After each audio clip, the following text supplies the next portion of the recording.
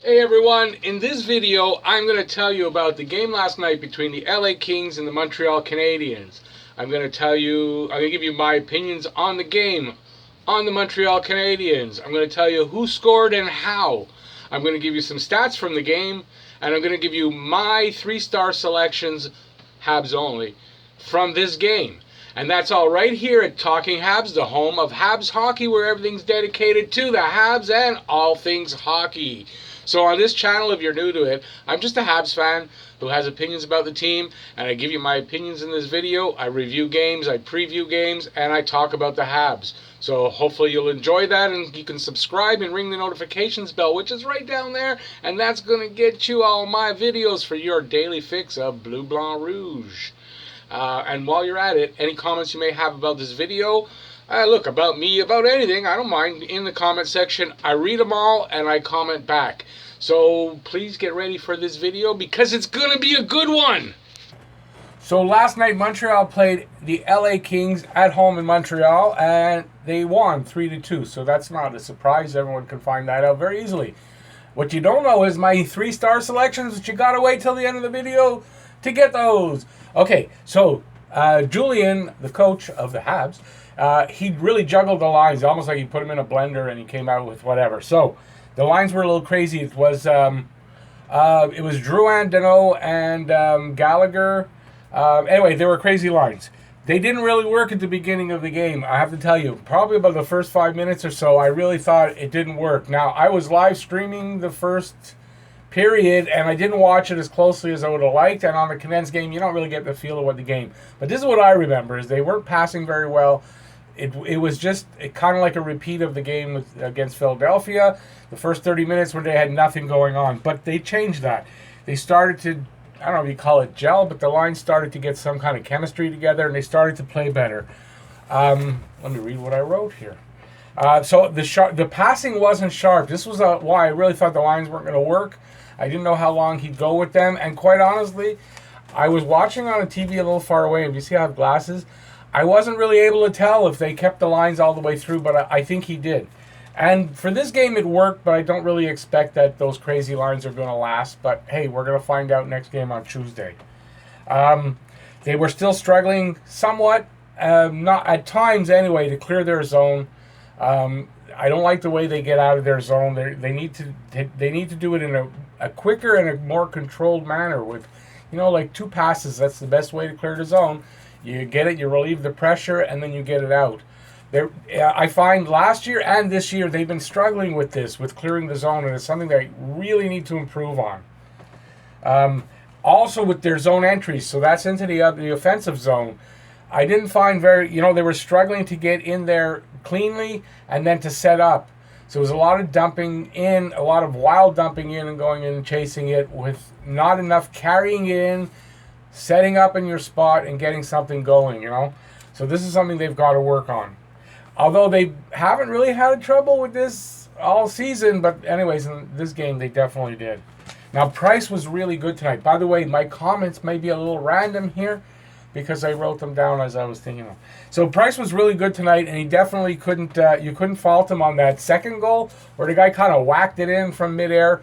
It wasn't a high stick, but it was close because, look, I'm a Habs fan. I would say if it was high stick, but it wasn't. I think it came in, he whacked it in about here, and as long as it's not above your shoulder, it's good. It was really good hand-eye coordination by Lizotte to whack it in there. Now, the first goal by Kopitar, I didn't see it as it happened because I was doing a live stream last night, and honestly, not even 5 minutes after it ended, the fire alarm goes off in the building, and we all have to go out. Anyway, someone had pulled it and nothing happened. But so I missed the first 3 or 4 minutes of the second period, so I didn't see Kopitar's goal. But from what I saw of the replay, it's hard to say whether Price could have stopped that. In my opinion, maybe, but it was a really nice shot from the slot. It was kind of a rocket of a shot, so you can't really fault him on that. So I don't fault Price on any of these 2 goals. Besides, they didn't lose the game, so he still won, right? But that second goal, there's no way he stops that. Okay, now Gally, since the Boston game, when Gallagher got hit blocking a shot, he got hit here in the hand, he went off, came back on. Has not been the same since then. Not to say that he's invisible, but he's not the same. It's noticeable. He's not in the play the way he was. He's just not. He's not there. It's something that I noticed definitely last night, and I'm wondering if maybe he is hurt a little bit. And I think the same thing can go with Petrie, because Petrie twisted his ankle a bit, and I have to say that since in the Philly game and last night, he wasn't really the speedy puck carrying defenseman we've been seeing. So I think both of them are nursing very minor injuries, but I think they're not 100%. Sherratt, he's bought into the system here because he's playing really, really well. Very strong defensively, very strong physically, playing good physical games. So Sherratt's game is really good. I was concerned about the power play going into the game because their numbers were great to start the season, but they've slowly been coming down, and it was at 20%. And I would love not to see it go below. So I had said that they need to get a power play goal, which they did.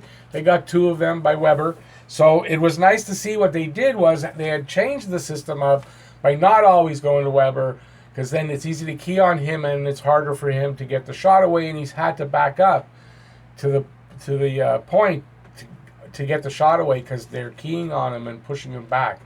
So they went in a different system that was working but stopped for a couple of games. So Julian, very smart coach, he switched back to going to Weber, and they weren't expecting it, and boom, he got 2 goals. And on that first one, what good hand-eye coordination. He took the shot, it hit the defender, about 10 feet away, bounced back in the air right to him, and he timed it. And as it hit the ground, he hit it, and he scored. It wasn't the most beautiful shot that got off, but it went in the net. So really good hand-eye coordination. Shea Weber. Anybody complaining about Shea Weber not having his game? He's back. He's playing really good. He's got 13 points in, I think, 15 games, or is it? I don't know how many games, but he's got. Weber is back. Back to his number 1 defensive spot. So I was saying Petrie was, but in the last couple of games, Weber seems to have taken that back over, especially with his play, with his everything. And he got his 100th power play goal. So that was the first goal was his 100th power play goal. So that's definitely a milestone. And Tatar got an assist somewhere, and I'll read it out after. And that was his 300th point in the NHL. So 2 milestones there. And the 2 Weber goals, if you noticed, they were almost from the same spot. He was a little farther back, the second goal, but basically the same spot, the one-timer, and boom, through the net. So I don't know if they'll go to that next game, or they'll switch it back up to keep the other team off, And it's good that they have two things they can do on the power play, 2 systems that work, and they can go back and forth and keep teams off balance. It's about the only thing they can do, right? So the goal scorers of this, Weber got his 4th from Domi and Drouin, and that was the one where they fed him. I'm going to say he was on the left side of the circle, at the top, and the one-timer bounced off of a guy actually just above the circle, and then he fired it in. So that was the first goal. Then Thompson had a really nice setup by Lehkonen. There was a little bit of a scrum with the puck on the side of the net, and I think Lehkonen had tried a shot. It got stopped. The rebound came out, went behind the net, or Lehkonen got it on the side, and he went behind the net, and he fed it to Thompson through the crease like a beautiful pass. Great vision, and Thompson just had to bang it home, the open side of the net. Beautiful goal. Thompson, his first goal of the season from Lehkonen to Tatar. There's Tatar's thing. So I wrote a beautiful pass by Lecky. It was a beautiful one. The next goal was a power play goal. Again, Weber, his 5th from Drouin Cousins, and it was a typical power play goal. Passing it around, it comes over to Weber, who's at the left point, and he fires it in. A really pretty decent shot. Not a total rocket, but good shot. Found its way right through. Then the L.A. goal was a power play. The first one, Kopitar's 5th from Iafallo and Lizotte. And then Lizotte's goal where he banged it in the air. His first from Wagner and Grunstrom. So Montreal wins 3-2. It's a pretty decent game. Not as exciting as I would have liked, but they were playing the L.A.Kings, who are not a really good team. Now, if you waited long enough and you're still here. Oh, I got a few more stats. Sorry, just a couple more. Shots on goal, 37-34 for Montreal. Montreal only had 48% in the face-off circle. They were 2 for 6 on the power play, and LA was 1 for 3. None of the other stats mean anything. Montreal's now 9-5-3.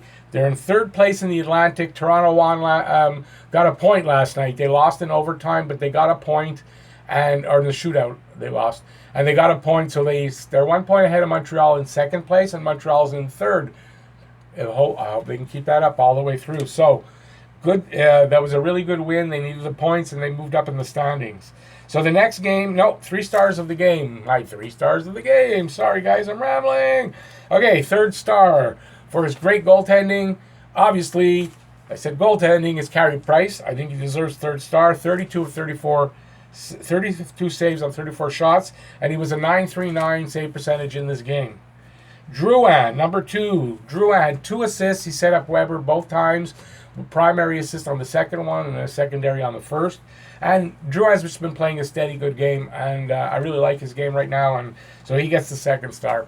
And my first star, because he deserves it for the 2 goals, his awesome play, captain of the Canadiens, Shea Weber, definitely gets first star. And an honorable mention goes to Artturi Lehkonen, who had a really good game. That beautiful pass to set up the Thompson goal, and just in general, he had a really good game, and he's deserving of the honorable mention, and maybe even a star, but he's deserving of the honorable mention. And that's it. So the next game is on Tuesday. It's against Columbus Blue Jackets at 7 p.m. on Tuesday in Montreal. And I'm going to be doing my Habs players power rankings. Say that 10 times, 5 times fast. That'll be out later tonight. So if you're watching this when this comes out, it'll be out later on Sunday. And we'll see how the players shifted around. Obviously, with games like the last couple of games or last few games, there's some movement. And yeah, so that's it. So thanks for watching, and give it a thumbs up if you like the video, and subscribe and ring the notifications bell down there. And that'll get you all of my videos for your daily fix of Blue, Blanc, Rouge right here at Talking Habs. So see you next video. Thanks for watching, and go Habs, go. Bye, y'all.